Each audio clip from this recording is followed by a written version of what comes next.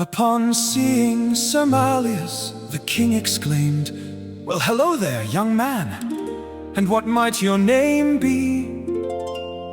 And this is where we learn the truth about the names: Duripitus Guff, Beligerous Kite, and Katillious Bloom, and how for change there is always room. For if a truant were ever reported to the king as having caused ruin of any kind in his kingdom, or trouble of any sort, to the king they would be forced to report.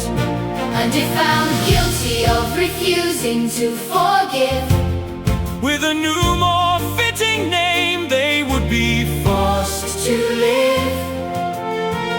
they would be given counsel for a time on how to let go of the past, and forgive those by whom they had felt harassed in the present and in the past.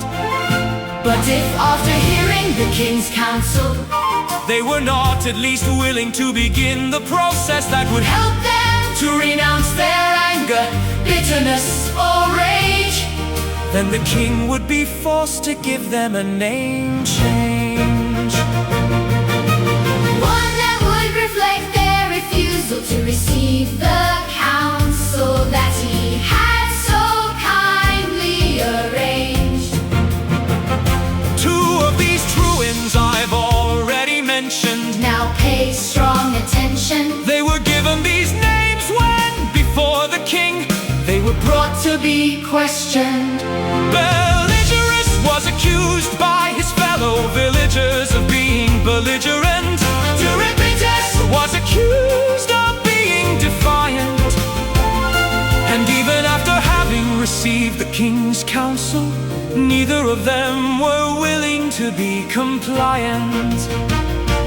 Therefore the king rendered his judgment and changed their names to fit the accusations for which they had been blamed. Any day they could reconsider and have the names removed. That is, if before the king a willingness to change they could surely prove. As for Somalius, His story ended up being quite different indeed, after having received so much counsel. and the help of the prince and his father, The king, he refused to remain angry and unforgiving.